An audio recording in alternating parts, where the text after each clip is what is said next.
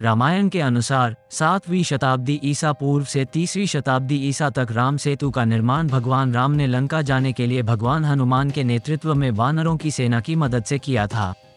राम सेतु, जिसे Adams bridge, नल सेतु और सेतु बांधा भी कहा जाता है, रामायण का एकमात्र पुरातात्विक और ऐतिहासिक प्रमाण है।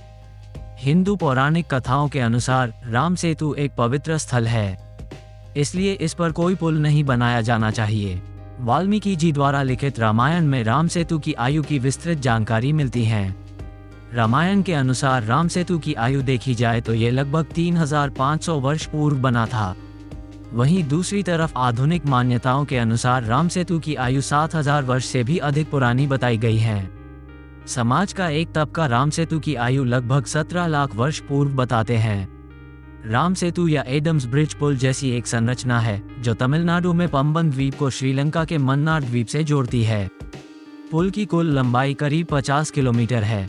राम सेतु मन्नार की खाड़ी को पार्क स्ट्रेट से अलग भी करता है। रेत के कुछ तट सूखे हैं। इस संरचना के चारों ओर का समुद्र बहुत उथला है, जिसकी गहराई 3 फीट से लेकर 30 फीट तक है। कई वैज्ञानिक रिपोर्टों के अनुसार राम सेतु 1480 तक पूरी तरह से समुद्र तल से ऊपर था, लेकिन यहाँ एक चक्रवात आने से ये क्षतिग्रस्त हो गया था। 15वीं शताब्दी तक जब ये गहरा नहीं हुआ था, इसे पैदल ही पार किया जा सकता था। राम सेतु भारत के तमिलनाडु में पंबन द्वीप या रामेश्वरम द्वीप और श्रीलंका में मन्नार द्वीप के बीच प्राकृतिक खनिज शोलों की एक श्रृंखला है। पुल का हिंदू पौराणिक कथाओं के अनुसार बहुत महत्व है और रामायण में इसका उल्लेख है।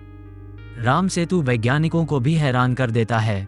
राम सेतु मानव निर्मित पुल है या नहीं, इस पर बहस कई दशकों से चल रही है। हालांकि पुल के बारे में कई अन्य रहस्यमयी तथ्य भी हैं। वाल्मीकि रामायण कहता है कि जब श्री राम ने सीता को लंकापति रावण से छुड़ाने के लिए लंका द्वीप पर चढ़ाई की, तो उस वक्त उन्होंने विश्वकर्मा के पुत्र नल और नील से एक सेतु बनवाया था, जिसे बनाने में वानर सेना से सहायता की थी। इस सेतु में पानी में तैरने वाले पत्थरों का उपयोग किया गया था, जो कि किसी अन्य जगह से लाए गए थे। कहा जाता है कि ज्वालामुखी से उत्पन्न पत्थर पानी में नहीं डूबते हैं।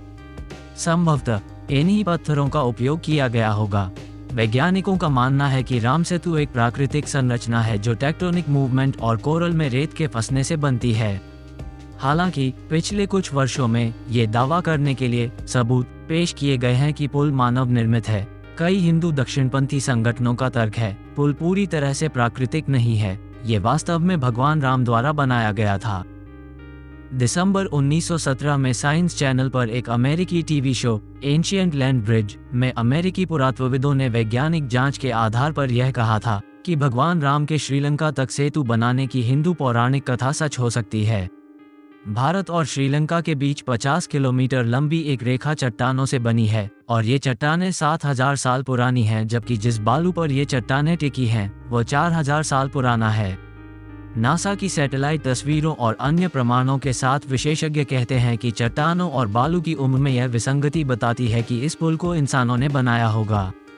इस पुल को जैसे भूभाग को राम का पुल या राम सेतु कहा जाने लगा।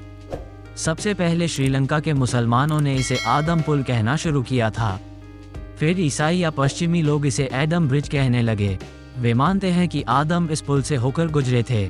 राम सेतु पर कई शोध हुए हैं। कहा जाता है कि 15वीं शताब्दी तक इस पुल पर चलकर रामेश्वरम से मन्नार द्वीप तक जाया जा सकता था, लेकिन तूफानों ने यहाँ समुद्र को कुछ गहरा कर दिया।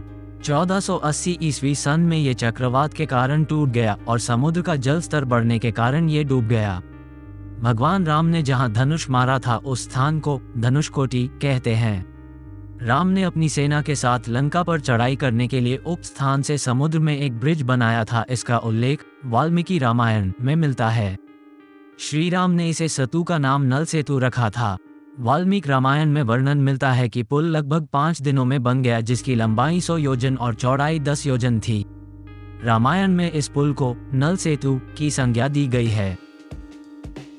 कई बार विवादों में रहा राम सेतु मुद्दा एक बड़े विवाद में तब फंस गया जब यूपीए सरकार के दौरान सेतु समुद्रम परियोजना को हरी झंडी दिखाकर सेतु के चारों ओर ड्रेजिंग करने का प्रस्ताव दिया गया, जिसमें दक्षिणपंथी निकायों और तत्कालीन विपक्षी भाजपा ने इसे हिंदू भावनाओं पर हमला बताया। राम सेतु पर विभिन्न अध्ययनों का प्रस्ताव किया गया है। सबसे हाल ही में 2021 में, जब सरकार ने इसकी उत्पत्ति का पता लगाने के लिए एक पानी के नीचे अनुसंधान परियोजना को मंजूरी दी थी। राम सेतु देखने के लिए बड़ी संख्या में लोग यहां आते हैं और भगवान श्री राम से जुड़ी हुई बातों का अध्ययन करते हैं।